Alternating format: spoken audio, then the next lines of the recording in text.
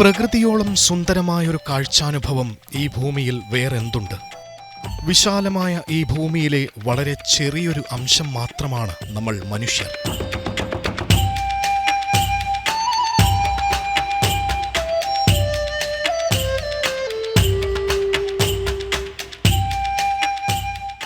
ഈ ഭൂമി എല്ലാ ജീവജാലങ്ങൾക്കും വേണ്ടിയിട്ടുള്ളതാണ്.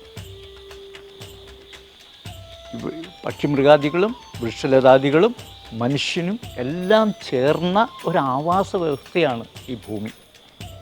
ആ ആവാസ വ്യവസ്ഥയിൽ പരസ്പരം കൊണ്ടും കൊടുത്തും ഈ ഭൂമിയുടെ സന്തുലിതാവസ്ഥ നിലനിർത്തി പോരുകയാണ്. ആ സന്തുലിതാവസ്ഥ നിലനിർത്തി പോരുന്നതിൽ വരുന്ന വൈകല്യത്തിന് പൂർണ്ണമായ ഉത്തരവാദി മനുഷ്യനാണ്. നമ്മുടെ ഓരോ ജീവിത കാര്യങ്ങളിലും നമ്മൾ പരിസ്ഥിതിക്ക് വലിയൊരു പ്രാധാന്യം കൊടുത്തിരുന്നത്. അതുകൊണ്ടാണ് ഭാരതത്തിലെ നമ്മുടെ വിശ്വാസമനുസരിച്ച്, ഹൈന്ദവ വിശ്വാസമനുസരിച്ച് അനേകം കോടി ചരാചരങ്ങളിൽ ഒന്നു മാത്രമാണ് മനുഷ്യൻ. അല്ലാതെ മനുഷ്യന് വേണ്ടിയിട്ടല്ല മറ്റുള്ള പ്രകൃതി വിഭവങ്ങൾ ഉണ്ടാക്കിയിട്ടുള്ളത്. ഒരു കൂടുതൽ ചരാചരങ്ങളിൽ ഒന്നാണ്. നമുക്കറിയാം, നമ്മളൊരു 100-300 വർഷത്തോളം നമുക്ക് അധിനിവേശ മതങ്ങളും അധിനിവേശ രാജ്യങ്ങളും നമ്മുടേതായിട്ടുണ്ടായിരുന്ന മൂല്യങ്ങളൊക്കെ നശിപ്പിച്ചു. അതിൽ വളരെ പ്രധാനപ്പെട്ട ഒരു കാര്യമാണ്, നമുക്കറിയാം, സെമറ്റിക് മതങ്ങൾ പഠിപ്പിക്കുന്നത് ഈ മനുഷ്യന് വേണ്ടിയിട്ടാണ് ബാക്കിയെല്ലാം ഉണ്ടാക്കിയിരിക്കുന്നതെന്നാണ്. പക്ഷേ നമുക്കറിയാം, മനുഷ്യൻ ഈ ചരാചരങ്ങളിൽ ഒന്ന് മാത്രമാണ്. നമ്മുടെ ഭൂപ്രകൃതിയെ സുന്ദരമാക്കേണ്ടത് പ്രകൃതിയിൽ ജീവിക്കുന്ന ജീവജാലങ്ങളുടെ കടമയും ഉത്തരവാദിത്തവുമാണ്.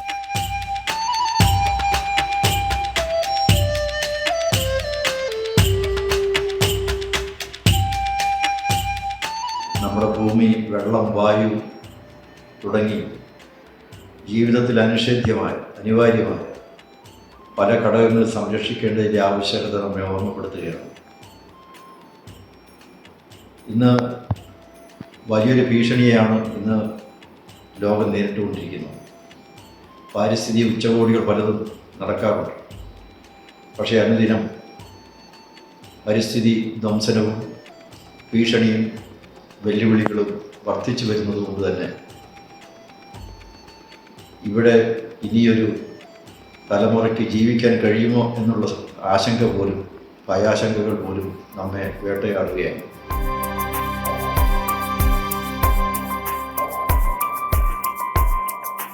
ശാസ്ത്ര സാങ്കേതിക വിദ്യകളൊക്കെ ഒരുപാട് വളർന്നപ്പോൾ മനുഷ്യൻ്റെ ഉള്ളിൽ ഒരു അഹന്ത നിറഞ്ഞു.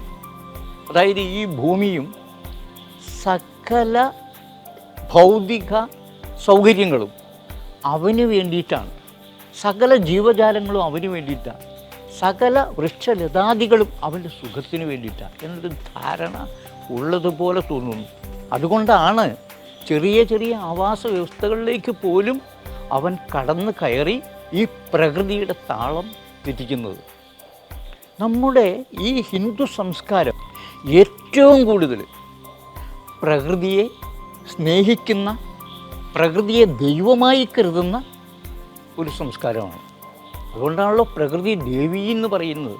ഭൂമി ദേവി, അഗ്നിദേവൻ, വായുദേവൻ, ഇങ്ങനെ എല്ലാത്തിനും അതിൻ്റേതായ മഹിമ ഉൾക്കൊണ്ട് വേണ്ട ബഹുമാനങ്ങളെല്ലാം കൊടുത്ത് സംബോധന ചെയ്യുന്നത്. നമ്മൾ ആരാധിക്കാത്ത പ്രകൃതിയിലെ ഒരു വൈഭവങ്ങളുമില്ല. എല്ലാ വൈഭവങ്ങളെയും, എല്ലാ സമസ്യകളെയും, പ്രകൃതിയിലുള്ള എല്ലാ ഭൗതിക സാഹചര്യങ്ങളെയും എല്ലാം ബഹുമാനിക്കുന്ന, എല്ലാത്തിലും ഈശ്വരാംശം കാണുന്ന, ഈശ്വരാംശം കണ്ട് അതിനെ അതിൻ്റേതായ രീതിയിൽ പരിചരിക്കുകയും അതിൻ്റേതായ രീതിയിൽ സ്നേഹിക്കുകയും ചെയ്യുന്ന ഒരു സംസ്കാരമാണ് ഹിന്ദുവിനുള്ളത്. പരിസ്ഥിതി സംരക്ഷണത്തിനായി രാഷ്ട്രീയ സ്വയം സേവക് സംഘത്തിന്റെ നേതൃത്വത്തിലുള്ള ഉദ്യമമാണ് പര്യാവരൺ സംരക്ഷൺ. 1962 റേച്ചൽ കഴ്സന്റെ സൈലന്റ് സ്പ്രിംഗ് എന്ന നിശബ്ദ വസന്തം എന്നൊരു പുസ്തകം വരുമ്പോഴാണ് ലോകത്തെ ഏറ്റവും കൂടുതൽ പാരിസ്ഥിതിക ചിന്ത വരുന്നത്. അതിനെ തുടർന്ന് ഒരു ദശകം കഴിയുമ്പോൾ 1972 സ്വീഡനിലെ സ്റ്റോക്ക്ഹോമിൽ എൻവയോൺമെൻറ് ആൻഡ് ഡെവലപ്മെൻറ്റ്, പരിസ്ഥിതിയും വികസനവും എന്ന സമ്മേളനം നടക്കുന്നു. തുടർന്ന് ആ സമ്മേളനത്തിൻ്റെ നിർദ്ദേശപ്രകാരം 1973 മുതൽ ലോകത്ത് ജൂൺ 5 പരിസ്ഥിതി ദിനാചരണങ്ങൾ നടക്കുന്നു. ഒരേ ഒരു ഭൂമി എന്നതായിരുന്നു 1973 പരിസ്ഥിതി ദിന വിഷയമെങ്കിൽ 2025 എത്തുമ്പോൾ കോമ്പാക്ടിങ് ദ പ്ലാസ്റ്റിക് പൊല്യൂഷൻ എന്നുള്ള വിഷയത്തിലേക്ക് നമ്മൾ മാറുകയാണ്. ഇത്തരം വിഷയം എടുക്കുമ്പോൾ തന്നെ ഈ രാജ്യത്തെ നിരവധി സന്നദ്ധ സംഘടനകൾ, സാമൂഹ്യ സംഘടനകൾ, പാരിസ്ഥിതിക സംഘങ്ങൾ, സന്നദ്ധ സേവാ സംഘങ്ങൾ, അതുപോലെ സ്കൂൾ കോളേജ് വിദ്യാർത്ഥികൾ, വിവിധ സാമൂഹ്യ പ്രസ്ഥാനങ്ങളൊക്കെ, പിന്നെ പഞ്ചായത്ത് രാജ് സ്ഥാപനങ്ങൾ എല്ലാവരും ജൂൺ 5-ന് വലിയ പരിപാടികൾ പരിസ്ഥിതിയെ സംരക്ഷിക്കുന്നതിനും പരിസ്ഥിതി അവബോധത്തിനു വേണ്ടി ചെയ്യുവാറുണ്ട്. ദേശീയ പര്യാവരണ സംരക്ഷണ സമിതി എന്ന ഒരു സംഘടന, ഒരു പ്ലാറ്റ്ഫോം കഴിഞ്ഞ നിരവധി വർഷങ്ങളായി തീരദേശ പ്രദേശത്തെ പ്ലാസ്റ്റിക് വിമുക്തമാക്കുന്നതിനും അതുപോലെ തന്നെ ഇത്തരത്തിലുള്ള നിരവധി ഓൺലൈൻ ഓഫ്ലൈൻ പ്രോഗ്രാമുകൾ ധാരാളമായി ഈ പര്യാവരണ സംരക്ഷണ സമിതിയുടെ ഭാഗമായി നടന്നു വരുന്നുണ്ട്. ഈ വർഷവും ജൂൺ 5-ന് ഞാൻ മനസ്സിലാക്കുന്നതനുസരിച്ച് പര്യാവരണ സംരക്ഷണ സമിതിയുടെ വിവിധ പ്രവർത്തനങ്ങൾ നടക്കുകയാണ്. മനോഹരമായ പ്രകൃതിയെ സ്നേഹിക്കുമ്പോഴും പലപ്പോഴും പല സാഹചര്യങ്ങളിലും പ്രകൃതിയെ ദുരുപയോഗവും ചെയ്യുന്നു.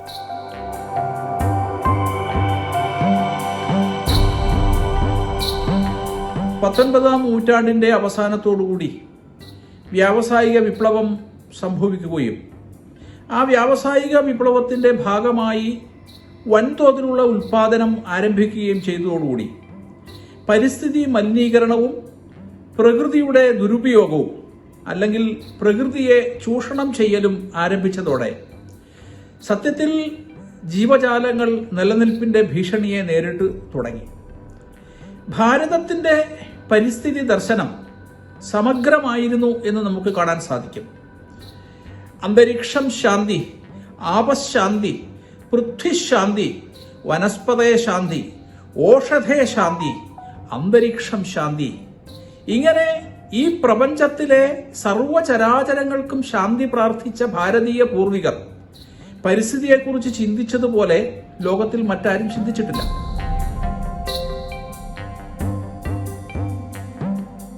പ്രകൃതിയുടെ സുസ്ഥിരത പ്രപഞ്ചത്തിൻ്റെ ജീവരാശിയുടെ മുന്നോട്ടുള്ള നിലനിൽപ്പിന് എത്രമാത്രം അത്യന്താപേക്ഷിതമാണ് എന്ന തിരിച്ചറിവിൽ നിന്നാണ് ആ സുസ്ഥിരതയെ മനുഷ്യൻ്റെ പല ഘട്ടങ്ങളിലായുള്ള പ്രവൃത്തികൾ വളരെയേറെ വിഘാതം സൃഷ്ടിച്ചുകൊണ്ടിരിക്കുന്നുണ്ട് എന്നുള്ള തിരിച്ചറിവിൽ നിന്നാണ് ഇങ്ങനെയൊരു ദിനാചരണത്തിലേക്ക് ലോകമെമ്പാടും എത്തിച്ചേർന്നത്. എന്നാൽ പ്രാചീന കാലം മുതൽക്കേ പരിസ്ഥിതിയുടെ സുസ്ഥിരതയുടെ പ്രാധാന്യം വളരെ വ്യക്തമായി തിരിച്ചറിഞ്ഞ ഒരു സംസ്കൃതിയായിരുന്നു നമ്മുടേത്. ദേവതാ സങ്കേതങ്ങളെക്കാൾ പ്രകൃതിക്ക് പ്രാധാന്യം കൽപ്പിച്ചിരുന്ന സംസ്കൃതി. തീർത്ഥസ്ഥാനങ്ങളെ പരമപ്രധാനമായി പരമപവിത്രമായി കണ്ടിരുന്ന സംസ്കൃതി. ഒരു ദേശത്ത് ഒരു ജലധാര, നദി എത്ര ശുദ്ധമായി എത്ര ഭംഗിയായി ഒഴുകുന്നുണ്ട്, ശുദ്ധമായും ഭംഗിയായും ഒരു നദി ഒഴുകുന്നുണ്ടെങ്കിൽ ആ പ്രദേശത്തെ ജനങ്ങളുടെ മാനസികവും ശാരീരികവുമായ ആരോഗ്യം വളരെ ആ നദി പോലെ ശുദ്ധവും ഒഴുക്കുള്ളതുമായിരിക്കും എന്ന് ദീർഘദർശനം ചെയ്ത ഋഷീശ്വരന്മാരുടെ സംസ്കൃതി. ദൗർഭാഗ്യവശാൽ ആ തീർത്ഥങ്ങളെ ആരാധിക്കുന്ന സംസ്കൃതി ആ തീർത്ഥങ്ങളെ മലിനപ്പെടുത്തുന്ന ഒരു ശീലത്തിലേക്ക് കാലക്രമേണ വരികയുണ്ടായി.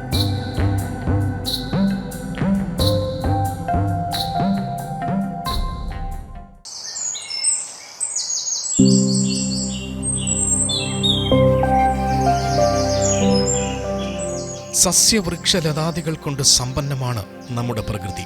പ്രകൃതി പച്ചവിരിച്ച് മനോഹരമായി നിൽക്കുന്നതിൽ സസ്യവൃക്ഷലതാദികളെ പരിപാലിക്കുന്നതിന് പ്രധാന പങ്കുണ്ട്.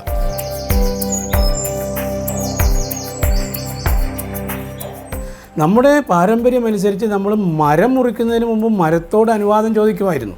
കാരണം നമ്മളെ സംബന്ധിച്ചിടത്തോളം ഈ ഒരു മരം എന്ന് പറഞ്ഞാൽ അത് അനേകം ജീവജാലങ്ങൾക്ക് ആവാസ വ്യവസ്ഥ ഒരുക്കിയും തണൽ നൽകിയും കുടിവെള്ള ക്ഷാമം ഇല്ലാതാക്കിയും ഒരുപാട് നന്മകൾ, ഒരുപാട് ഗുണങ്ങൾ മനുഷ്യവർഗത്തിന് ചെയ്തിട്ടുള്ളതാണ്. അതുകൊണ്ട് തന്നെ ഒരു മരം നഷ്ടപ്പെടുമ്പോൾ ഇനിയും ആവാസ വ്യവസ്ഥ സൃഷ്ടിക്കാനിരുന്ന ജീവജാലങ്ങളെ സംബന്ധിച്ചിടത്തോളം അത് നഷ്ടപ്പെടുകയാണ്. അതുകൊണ്ട് മരത്തോട് അനുവാദം ചോദിക്കുകയാണ് നമ്മൾ. അതാണ് നമ്മുടെ സംസ്കാരമായിരുന്നത്. ഇന്ന് നമുക്കറിയാം അതിൽ നിന്നൊക്കെ വിഭിന്നമായി നമ്മുടെ ഇന്നത്തെ തലമുറ അനുഭവിക്കുന്ന ദുരിതങ്ങൾ, അതും പരിസ്ഥിതി സംബന്ധമായ ദുരന്തങ്ങൾ നമുക്ക് എണ്ണമറ്റതായി മാറിയിരിക്കുകയാണ്. ഇപ്പോൾ ആഗോളതാപനമായാലും അതുപോലെ തന്നെ വരൾച്ചയായാലും വെള്ളപ്പൊക്കമായാലും ഇങ്ങനെയുള്ള എല്ലാതും പരിസ്ഥിതിക്കുണ്ടായിട്ടുള്ള ആഘാതത്തിന് ആനുപാതികമായിട്ട് വർദ്ധിച്ചു കൊണ്ടിരിക്കുകയാണ്. ഇന്നത്തെ തലമുറയെ സംബന്ധിച്ചിടത്തോളം വലിയ ദുരിതത്തിലാണ്. ഇത് ഇങ്ങനെ പോയി കഴിഞ്ഞാൽ ഇവിടെ ജീവിക്കാൻ പറ്റാത്ത ഒരവസ്ഥ സൃഷ്ടിക്കപ്പെടും. ഭാരതത്തെ സംബന്ധിച്ചിടത്തോളം ഭാരതത്തിന് വളരെ പൈതൃകമായ സംസ്കാരങ്ങളുണ്ടായിരുന്നു. ആ സംസ്കാരങ്ങളിൽ പരിസ്ഥിതിക്ക് വലിയ പ്രാധാന്യം നൽകിയിരുന്നു. പ്രകൃതിയിലെ ആവാസ വ്യവസ്ഥയിൽ ഇന്ന് നേരിടുന്ന ഏറ്റവും വലിയ വെല്ലുവിളിയാണ് പ്ലാസ്റ്റിക് ഉപയോഗം.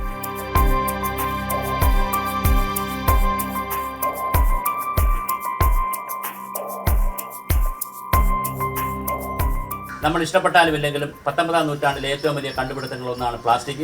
റോക്കറ്റിൻ്റെ പാർട്ട് മുതൽ, കൃത്രിമ വാൽവ് മുതൽ, മനുഷ്യൻ്റെ ഹാർട്ടിനെ പ്രവർത്തിപ്പിക്കുന്ന വാൽവ് മുതൽ, പ്ലാസ്റ്റിക് കുപ്പി വരെ അല്ലെങ്കിൽ ക്യാരി ബാഗ് വരെയുള്ള എല്ലാത്തിനും പ്ലാസ്റ്റിക് ഉണ്ട്. 50 മൈക്രോൺ താഴെയുള്ള പ്ലാസ്റ്റിക്കാണ് ഏറ്റവും അപകടകാരികൾ. ഇവ ഭൂമിയിൽ നമുക്ക് കുഴിച്ചിടാൻ കഴിയില്ല. കാര്യം ഭൂഗർഭജലം പിന്നെ താഴേക്ക് ഇറങ്ങില്ല. പക്ഷിമൃഗാദികളിൽ അകത്താക്കി കഴിഞ്ഞാൽ അത് അവരുടെ ആമാശയത്തിന് പ്രശ്നമുണ്ടാക്കും. ഈയിടയ്ക്ക് ഒരു പശുവിനെ പോസ്റ്റ്മോർട്ടം ചെയ്യുമ്പോൾ അതിൻ്റെ വയറ് നിറച്ച് ആമാശയം നിറച്ച് പ്ലാസ്റ്റിക് പിന്നെ പേപ്പറുകൾ, പ്ലാസ്റ്റിക് കവറുകളായിരുന്നു. അങ്ങനെ പ്ലാസ്റ്റിക്കിൻ്റെ വലിയൊരു പ്രതിസന്ധിയുണ്ട് ഭൂമിയിലിട്ടാൽ. എന്നാൽ കത്തിച്ച് കളയാമെന്ന് വിചാരിച്ചാൽ ഇതിലെ വാതകങ്ങൾ, പ്ലാസ്റ്റിക്കിൽ നിന്ന് പുറത്തു വരുന്ന കാർബൺ വാതകങ്ങളെ കൊണ്ട് അന്തരീക്ഷത്തിൽ വരികയും അത് ക്യാൻസറും ശ്വാസകോശ സംബന്ധമായ രോഗങ്ങളും ഉണ്ടാകും. അപ്പോൾ ഒരു വശത്ത് കത്തിക്കാൻ കഴിയുന്നില്ല, മറുവശത്ത് ഇത് ഭൂമിയിൽ കുഴിച്ചിടാൻ കഴിയുന്നില്ല. അങ്ങനെ വല്ലാതൊരു പ്രതിസന്ധി ഉള്ളതാണ് ക്യാരി ബാഗുകൾ ഉൾപ്പെടെയുള്ള പ്ലാസ്റ്റിക്. അതിനെ നമ്മൾ കൈകാര്യം ചെയ്തേ കഴിയുള്ളൂ. അതുപോലെ തന്നെ മറ്റ് പ്ലാസ്റ്റിക്കിൻ്റെ ഉപയോഗത്തിൽ നമ്മളൊരു നിയന്ത്രണം കൊണ്ടുവരണം. പ്ലാസ്റ്റിക്കിനെ റെഡ്യൂസ് ചെയ്യുക, പരമാവധി ഉപയോഗം കുറയ്ക്കുക. റീയൂസ് ചെയ്യുക, നമ്മൾ ഒരു പ്രാവശ്യം വാങ്ങിച്ചാൽ പരമാവധി വീണ്ടും വീണ്ടും അത് ഉപയോഗിക്കാൻ കഴിയുമെങ്കിൽ അത് ഉപയോഗിക്കുക. അപ്പോൾ കൂടുതൽ പ്രാവശ്യം ഉപയോഗിക്കുമ്പോൾ വീണ്ടും വീണ്ടും പ്ലാസ്റ്റിക് വീട്ടിലേക്ക് വരില്ലല്ലോ. അതുപോലെ തന്നെ പിന്നെ റിക്കവർ ചെയ്തെടുക്കുക, എവിടെയെങ്കിലുമൊക്കെ കിടക്കാൻ റിക്കവർ ചെയ്തെടുക്കണം. അതുപോലെ റിക്കവറി സെൻ്ററുകളുണ്ട് നമ്മുടെ നാട്ടിൽ, അവിടെ എത്തിക്കണം. റീയൂസ് ചെയ്യാൻ കൊടുക്കുന്ന പോലെ തന്നെ പിന്നെ റീയൂസ് ചെയ്യുന്നത് പോലെ തന്നെ ഇത് നമുക്ക് പിന്നെ എന്ത് ചെയ്യാൻ പറ്റും, ഇതിനെ മറ്റ് പ്രോഡക്റ്റുകളാക്കി പ്ലാസ്റ്റിക്കിൽ നിന്നുള്ള മറ്റ് പ്രോഡക്റ്റുകൾ ഉണ്ടാക്കാൻ പറ്റും. അപ്പോൾ റീയൂസ് ചെയ്യുക, റീസൈക്കിൾ ചെയ്യുക, റീസൈക്കിളിന് എത്തിക്കുക. ഇങ്ങനെ വിവിധ രൂപങ്ങളുണ്ട്. ഹരിതകർമ്മസേനയുണ്ട്, നാട്ടിൽ ഒരുപാട് സന്നദ്ധ സംഘടനകളുണ്ട്, ആക്രിക്കാർ ഇത് എടുക്കാറുണ്ട്. അപ്പോൾ പല രൂപത്തിൽ നമുക്ക് എങ്ങനെ പ്ലാസ്റ്റിക്കിൻ്റെ നിയന്ത്രണം കൊണ്ടുവരാമെന്നുള്ളതാണ് ഈ പരിസ്ഥിതി ദിനത്തിലെ ഏറ്റവും പ്രധാനപ്പെട്ട ഒരു ചോദ്യം. നമ്മുടെ കടലെടുത്തു കഴിഞ്ഞാൽ 50%-ഓളം 2050 ആകുമ്പോൾ 50% പ്ലാസ്റ്റിക്കും 50% മത്സ്യസമ്പത്തുമാകും എന്നാണ് പറയപ്പെടുന്നത്. അതൊക്കെ വലിയ ഭീഷണിയാണ് നമുക്ക് തരുന്നത്. തീർച്ചയായിട്ടും മൈക്രോ പ്ലാസ്റ്റിക് മത്സ്യങ്ങളുടെ ഉള്ളിൽ പോകുന്നു എന്നുള്ള കാഴ്ചപ്പാടുണ്ട്. അത് മത്സ്യസമ്പത്ത് കഴിക്കുന്ന 25% വരുന്ന നമ്മുടെ സമ്പദ്ഘടനയുടെ ഭാഗമായിട്ടുള്ള മത്സ്യസമ്പത്ത് ഉപയോഗിക്കുന്നതിൽ വലിയൊരു പ്രതിസന്ധി വരാൻ സാധ്യതയുണ്ട്. ഇതൊക്കെ മനസ്സിലാക്കിയിട്ട് തീർച്ചയായും പ്ലാസ്റ്റിക്കിനെതിരെ ഒരു കുരിശ് യുദ്ധം നമുക്ക് പ്രഖ്യാപിക്കേണ്ടതുണ്ട്. ഈ പ്രാവശ്യം ഐക്യരാഷ്ട്രസഭ തീരുമാനിച്ചിട്ടുള്ളത് പ്ലാസ്റ്റിക്കിൻ്റെ ഉപയോഗം കുറയ്ക്കുക എന്നുള്ളതാണ്. നിർഭാഗ്യവശാൽ ഖനിജ ഇന്ധനങ്ങളുടെ വർധനവ് ലോകത്തുണ്ടാകുന്നത് മൂലം പ്ലാസ്റ്റിക്കിൻ്റെ ഉൽപ്പന്നം കൂടി വരികയാണ്.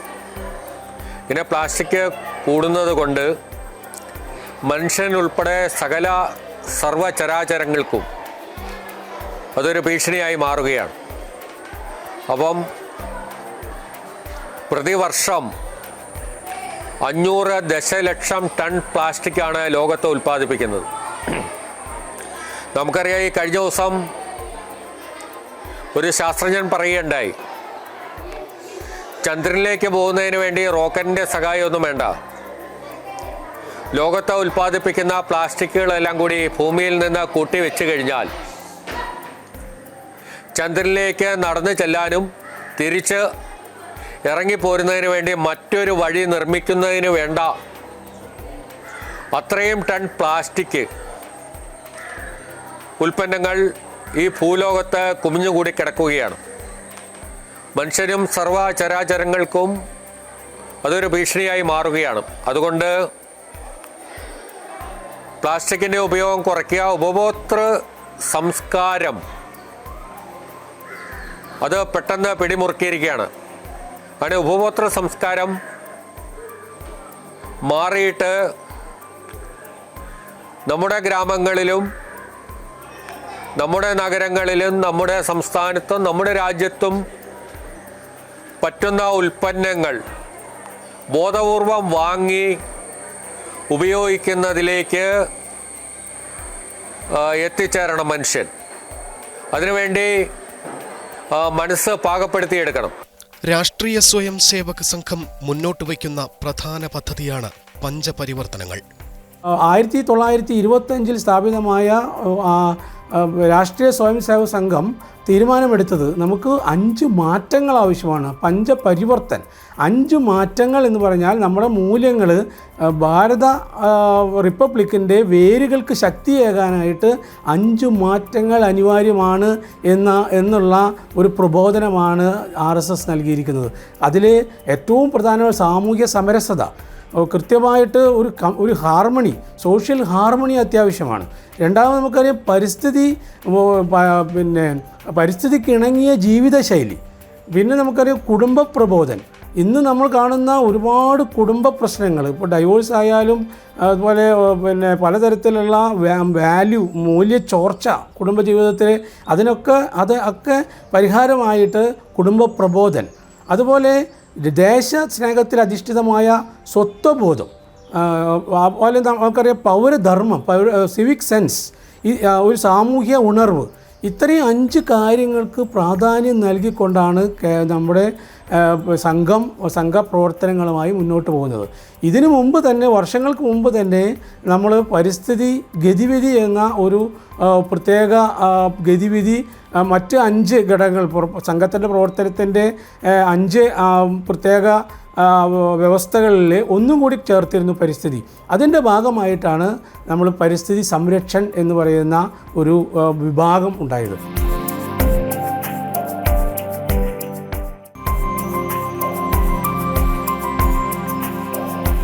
കാനനവും കാനനക്ഷേത്രങ്ങളും കാവുകളും കേരളീയ പൈതൃകങ്ങൾ വിളിച്ചോതുന്നവയാണ്.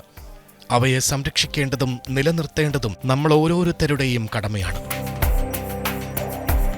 ഭാരതത്തിൻ്റെ എക്കാലത്തെയും ഗഹനമായ തത്വശാസ്ത്രമായ ഉപനിഷത്തുകൾ, അവയെ നമ്മൾ ആരണ്യകങ്ങൾ എന്നാണ് വിളിക്കുന്നത്.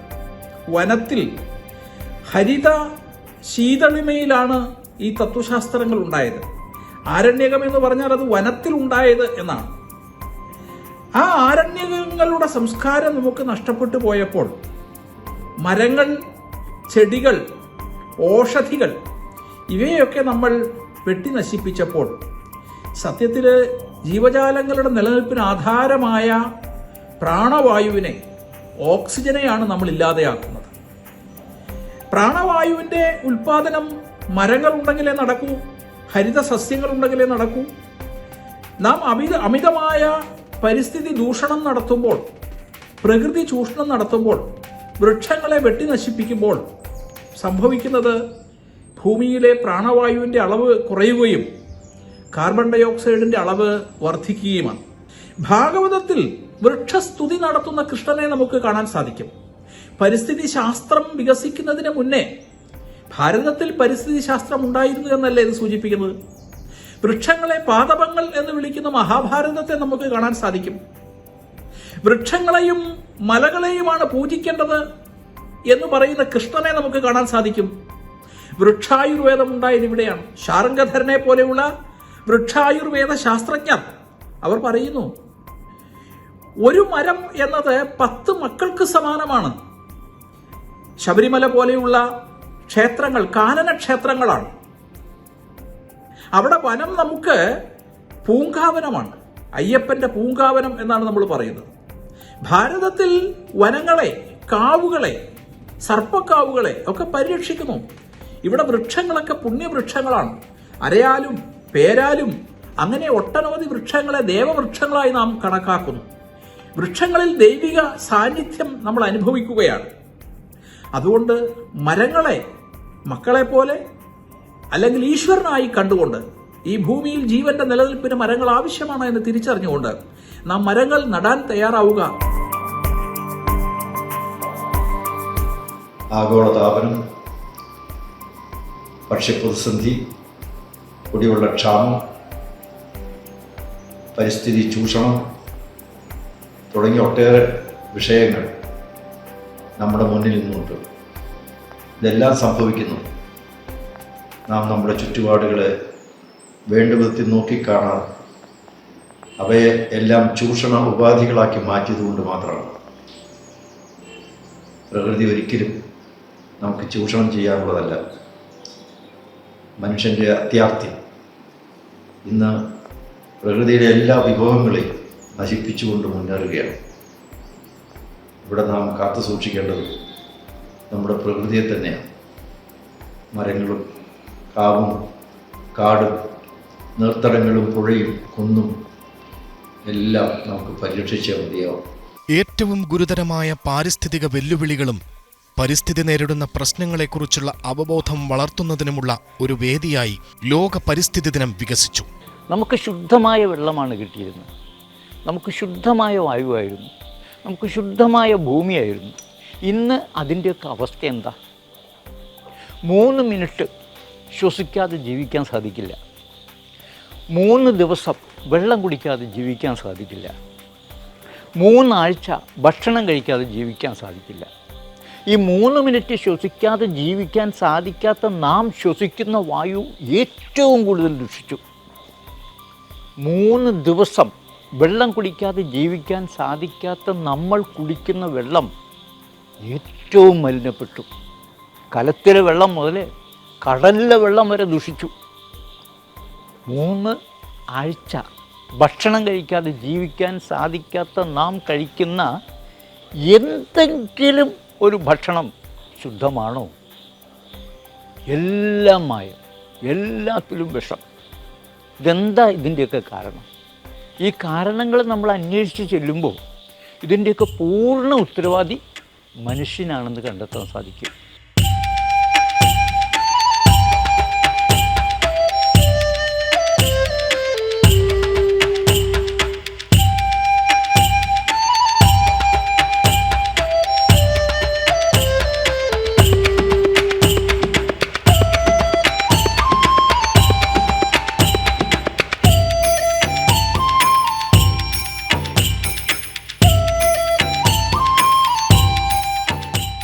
വികസനം ഒരു ഭാഗത്ത് നടത്തുമ്പോൾ മറ്റൊരു ഭാഗത്ത് പ്രകൃതിക്ക് കനത്ത നാശനഷ്ടമാണ് ഉണ്ടാകുന്നത്.